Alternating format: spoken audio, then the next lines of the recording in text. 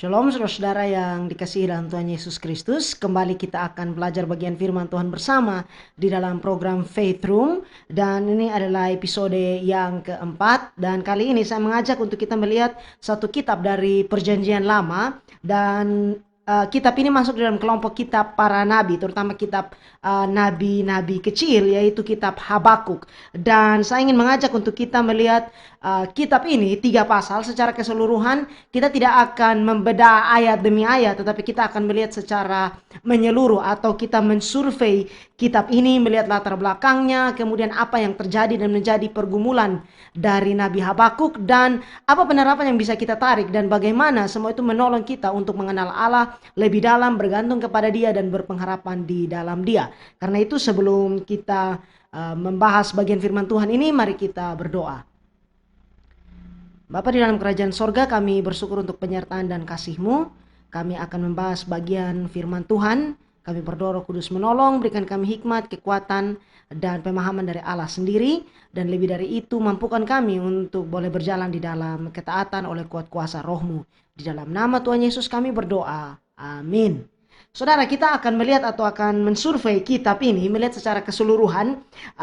Dan kitab ini cukup menarik karena salah satu kitab yang cukup pendek tetapi dengan muatan teologi dan juga muatan penerapan yang penting bagi kita sebagai orang percaya. Sebelum kita melihat lebih jauh, saya ingin berikan sebuah pagar di sini bagi kita, bahwa seperti tadi saya katakan, pembahasan kita kali ini tidak dimaksudkan untuk melihat ayat demi ayat, tetapi secara umum melihat pembahasan di dalam kitab ini. Nah, hal pertama yang akan kita lihat adalah mengenai latar belakang.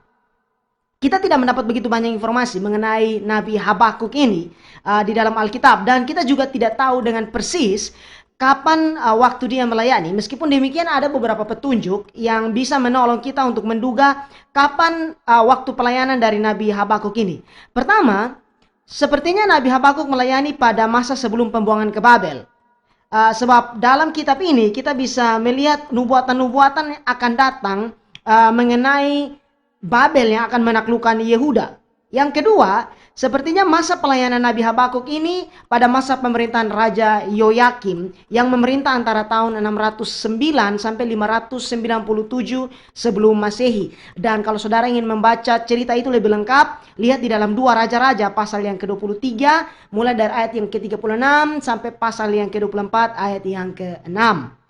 Nah, di sana kita lihat bahwa kejahatan yang terjadi di Yehuda yang digambarkan di pasal 1 ayat 2 hingga ayat yang ke-4 dari kitab Habakuk ini sepertinya tidak cocok dengan deskripsi masa pemerintahan Raja Yosia, di mana Yosia adalah raja yang baik yang membawa pembaharuan rohani di Yehuda pada saat itu. Sedangkan apa yang dicatat oleh Habakuk di sini adalah gambaran kepada kejatuhan dan kemunduran rohani yang lebih parah setelah masa pemerintahan Yosia. Dan kemudian berhubung dengan invasi dari Babel, atau nanti di sini dikenal dengan Kasdim, oleh Nebukadnezar pada zaman Yoyakim, kita lihat bahwa Babel telah menjadi kekuatan yang tidak tertandingi pada saat itu. Lalu pada tahun 605 sebelum Masehi, Nebukadnezar menaklukkan Yehuda dan membawa banyak orang dari sana pada gelombang pertama pembuangan ke Babel. Sehingga masuk akal jika kita menduga bahwa Habakuk bernubuat sebelum serangan dari Babel ini. Dan pada keterangan pengantar untuk kitab Habakuk ini, Alkitab Open Bible New King James Version menyarankan tahun 607 sebelum Masehi sebagai tahun di mana Habakuk bernubuat. Yang berikut bahwa pada pasal 3, di mana bentuk tulisan di pasal 3 dari kitab Habakuk ini seperti tulisan di dalam Mazmur. Maka ada beberapa penafsir yang berpendapat bahwa Habakuk mungkin adalah salah seorang imam yang dipanggil menjadi nabi. Nah, mengutip dari Warren Wiersbe, dia mengatakan bahwa namanya atau nama Habakuk ini artinya memeluk atau bergumul. Dan dalam kitabnya dia melakukan kedua hal ini. Dia bergumul dengan Allah mengenai masalah bagaimana Allah yang kudus dapat menggunakan bangsa yang jahat seperti Babel untuk menghukum orang-orang Yehuda. Dan kemudian dengan iman ia memeluk Allah dan berpegang teguh pada janji-janjinya. Nah, kitab Habakuk ini cukup menarik. Sebab tulisannya singkat. Dari 3 pasal ini hanya terdiri dari 56 ayat. Dan juga biasanya kita melihat bahwa kitab-kitab dari para nabi, nubuatan dari para nabi itu adalah bagaimana Tuhan memberikan pesan kepada bangsa Israel atau Yehuda atau bahkan mungkin bangsa lain melalui nabi itu. Tetapi dalam kitab Habakuk, isinya adalah percakapan antara Habakuk dan Allah. Pertanyaan yang Habakuk ajukan. Dari isi kitab ini secara keseluruhan, kita bisa melihat bagaimana Habakuk melayani pada satu masa dan keadaan yang sukar, yang buruk, yang dialami oleh bangsa Yehuda. Dan juga dengan ancaman dari serangan yang akan datang dari Babel. Tetapi dalam semua hal itu, kita bisa melihat dia menggambarkan dan menunjukkan Allah sebagai Allah yang berdaulat, yang memimpin Habakuk kepada nyanyian iman yang kita lihat di pasal yang ketiga. Jadi ini mengenai sedikit latar belakang terhadap kitab Habakuk ini. Yang berikut saudara, kita melihat isi dari kitab ini. Di pasal 1 ayat yang pertama dikatakan demikian. Ucapan ilahi dalam penglihatan Nabi Habakuk. Jadi bisa kita katakan bahwa judul kitab ini adalah ucapan ilahi dalam penglihatan Nabi Habakuk. Nah, perhatikan bahwa istilah ucapan ilahi ini dalam bahasa aslinya berarti beban. Itulah sebabnya Alkitab bahasa Inggris seperti King James itu menerjemahkan dengan istilah the burden atau beban. Mengapa demikian?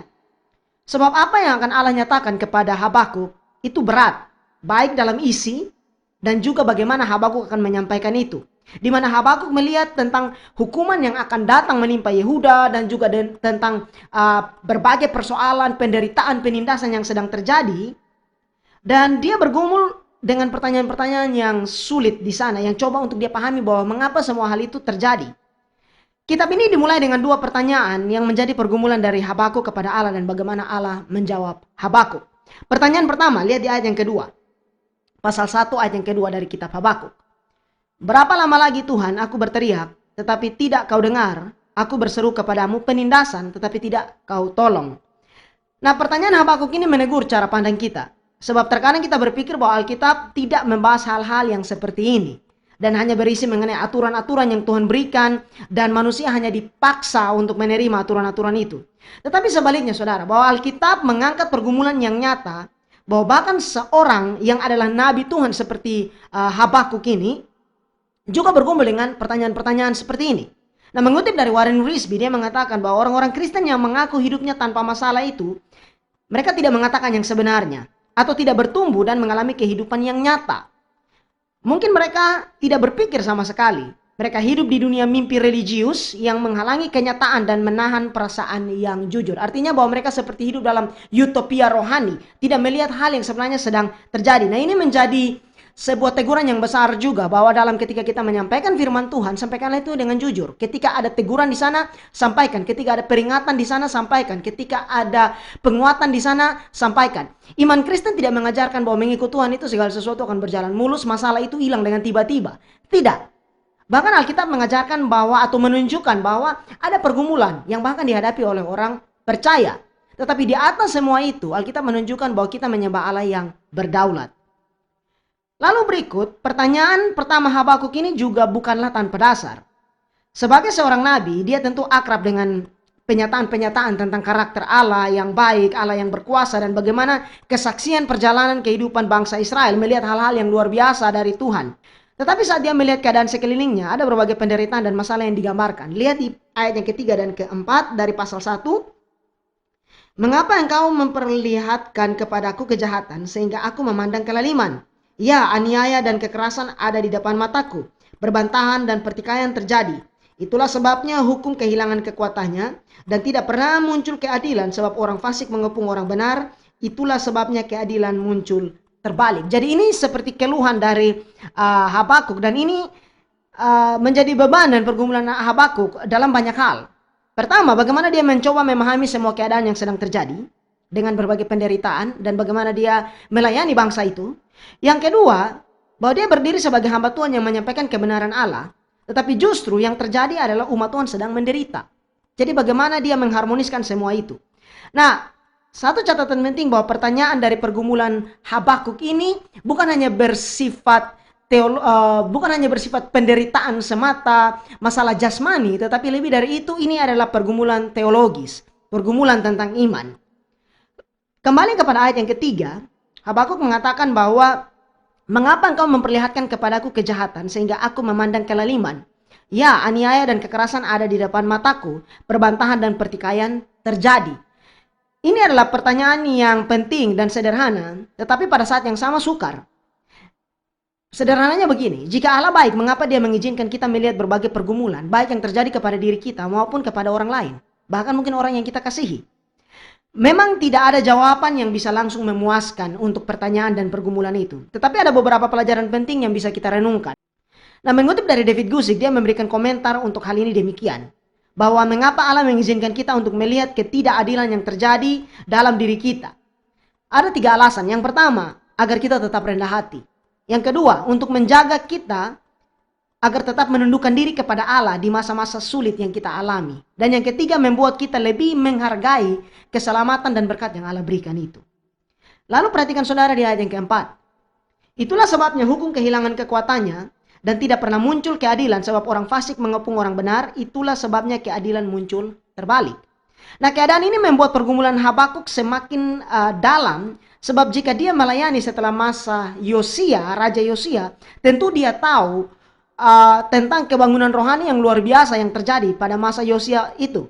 Dan akan menjadi pertanyaan besar bahwa mengapa Allah tidak memulihkan keadaannya seperti yang terjadi pada zaman Yosia. Terkadang kita juga melihat kembali bahwa ada masa-masa kebangunan rohani yang dulu terjadi dalam kehidupan kita, tetapi sekarang kok pelayanan sukar sekali.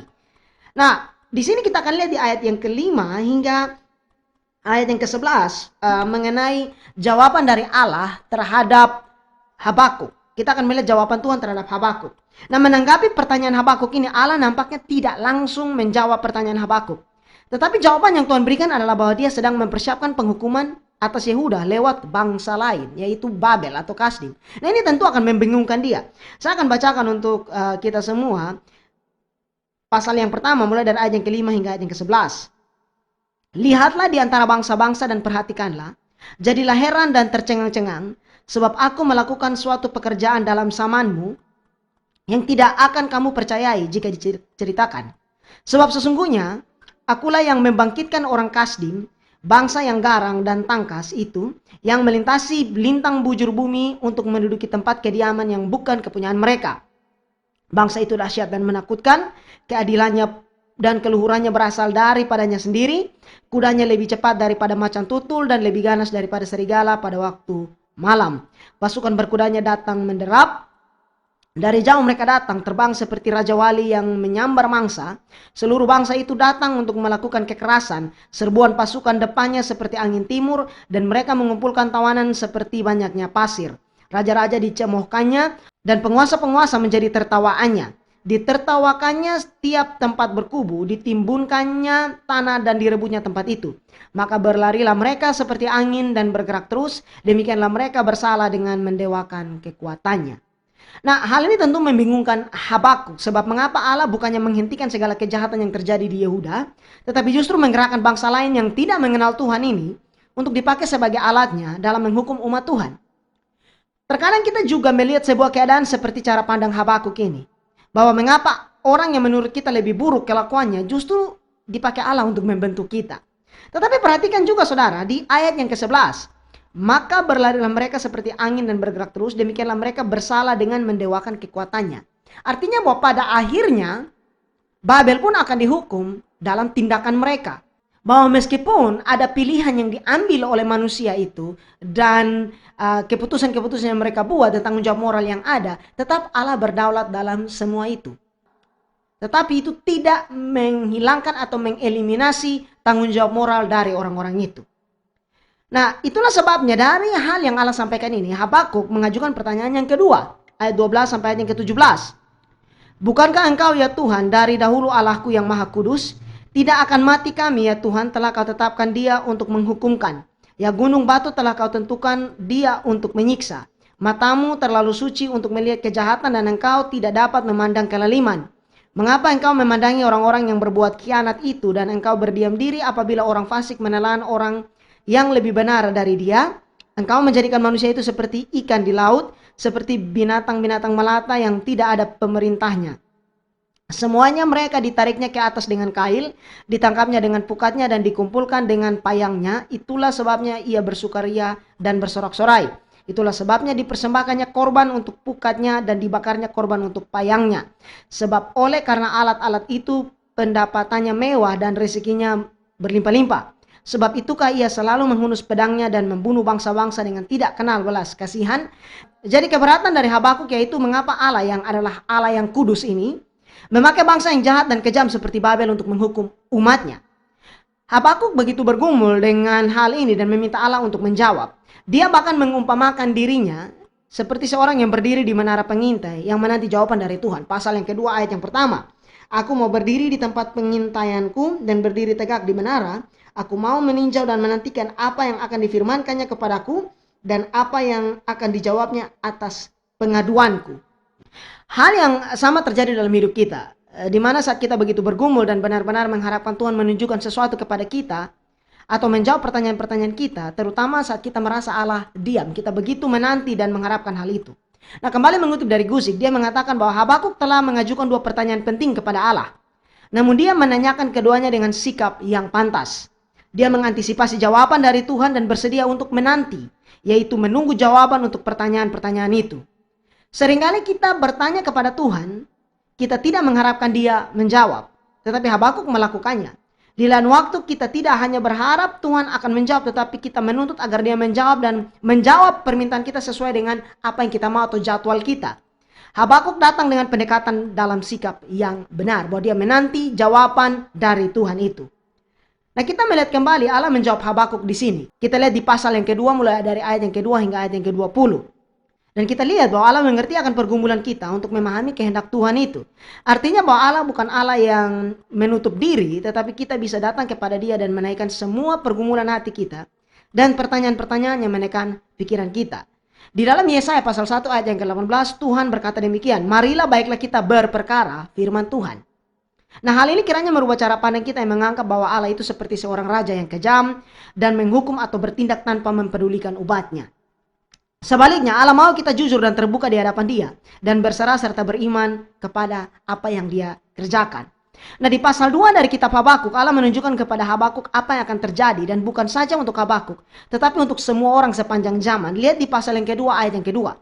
Lalu Tuhan menjawab aku demikian, tuliskanlah penglihatan itu dan ukirkanlah itu pada loh-loh supaya orang sambil lalu dapat membacanya. Jadi ada hal yang Tuhan mau untuk Habakuk membuat sebagai peringatan dan catatan untuk dilihat oleh orang sepanjang zaman. Dan hal yang Allah sampaikan kepada Habakuk ini menjawab apa yang menjadi pertanyaan dan pergumulan Nabi itu.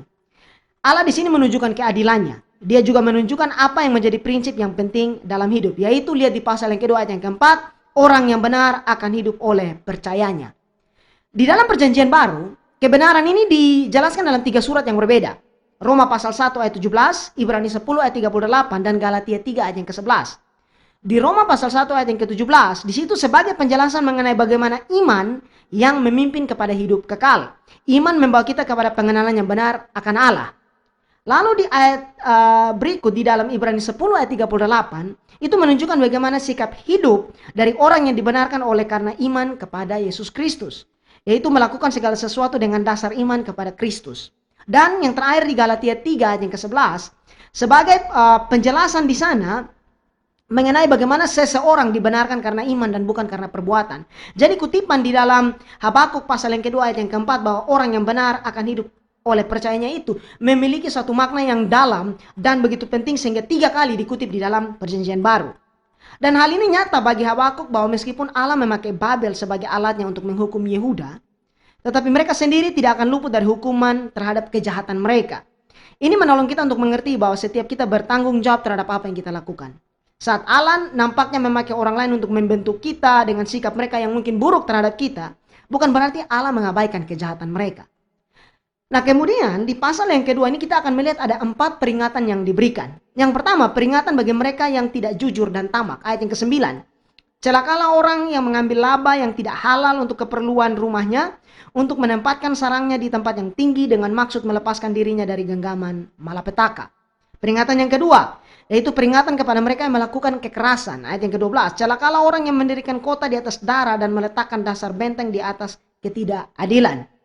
Peringatan yang ketiga yaitu peringatan bagi mereka yang membuat mabuk orang lain dengan tujuan mempermalukan mereka. Ayat 15. Di sana dikatakan,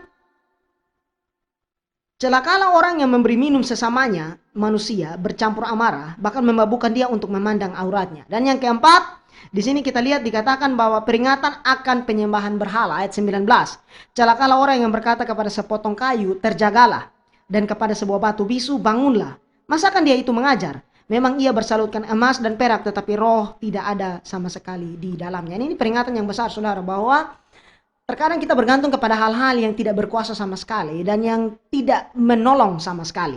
Nah, mungkin terkadang kita berpikir bahwa mengapa orang-orang yang melakukan hal-hal yang diperingatkan di atas tadi sepertinya tidak mendapat teguran langsung, atau justru hidup mereka terus dalam kejahatan itu. Tetapi di sini kita lihat bahwa dengan adanya peringatan ini, maka kita mengerti bahwa Allah tahu bagaimana berurusan dengan mereka yang melakukan kejahatan. Dan hal ini membawa kembali untuk menjawab pergumulan Habakuk, di mana dia bertanya sebelumnya, mengapa Allah nampaknya diam terhadap mereka yang melakukan kejahatan itu? Yang mana pada kenyataannya tidak ada demikian. Sebab Allah tahu apa yang terjadi dan akan bertindak sesuai dengan hikmat dan waktunya. Ini juga menjadi jawaban bagi Habakuk bahwa mengapa sepertinya Allah membiarkan hal yang buruk terus terjadi. Sebenarnya pertanyaan ini harusnya bukan ditujukan kepada Allah, tetapi kepada umat manusia yang terus-menerus melanggar ketetapan dan memberontak terhadap Allah. Meskipun sepanjang zaman Allah telah menyatakan dirinya. Nah, kemudian saudara, satu rujukan yang ingin saya buat mengenai hal ini di dalam Roma pasal 1 ayat 18 hingga ayat yang ke-21. Sebab murka Allah nyata dari sorga atas segala kefasikan dan kelaliman manusia yang menindas kebenaran dengan kelaliman, karena apa yang dapat mereka ketahui tentang Allah nyata bagi mereka, sebab Allah telah menyatakannya kepada mereka. Sebab apa yang tidak nampak daripadanya, yaitu kekuatannya yang kekal dan keilahiannya, dapat nampak kepada pikiran dan karenanya sejak dunia diciptakan. Sehingga mereka tidak dapat berdalih, sebab sekalipun mereka mengenal Allah, mereka tidak memuliakan dia sebagai Allah atau mengucap syukur kepadanya. Sebaliknya pikiran mereka menjadi sia-sia dan hati mereka yang bodoh menjadi gelap. Jadi persoalannya bukan Allah yang tidak menyatakan diri kepada manusia, tetapi manusia yang dibutakan oleh dosa dan kedagingannya. Nah, lalu apakah semua penderitaan dan ketidakadilan ini akan terus ada? Habakuk menjelaskan hal ini di pasal yang ketiga yang merupakan doanya. Lihat di pasal yang ketiga ayat pertama dan ayat yang kedua. Doa Nabi Habakuk menurut nada ratapan. Tuhan, telah kudengar kabar tentang engkau dan pekerjaanmu, ya Tuhan, kutakuti. Hidupkanlah itu dalam lintasan tahun, nyatakanlah itu dalam lintasan tahun, dalam murka, ingatlah akan kasih sayang. Dalam doanya Habakuk meminta agar Allah segera bertindak. Dan dari ayat 3 hingga ayat yang ke-16, Habakuk berbicara mengenai kebesaran Tuhan dan kedahsyatan pada hari Tuhan nanti, di mana Allah akan menghancurkan musuh-musuhnya dan juga membela umatnya dan menyelamatkan umatnya. Contoh pasal 3 ayat 13, engkau berjalan maju untuk menyelamatkan umatmu, untuk menyelamatkan orang yang kau urapi, engkau meremukkan bagian atas rumah orang-orang fasik dan kau buka dasarnya sampai batu yang penghabisan. Dan dalam doanya ini juga Habakuk menunjukkan bahwa ada pengharapan yang besar di dalam Tuhan. Dan dalam pengharapan itulah Nabi Habakuk dengan iman menyanyikan pengakuan iman yang terkenal ini. Ayat 17 hingga ayat yang ke-19.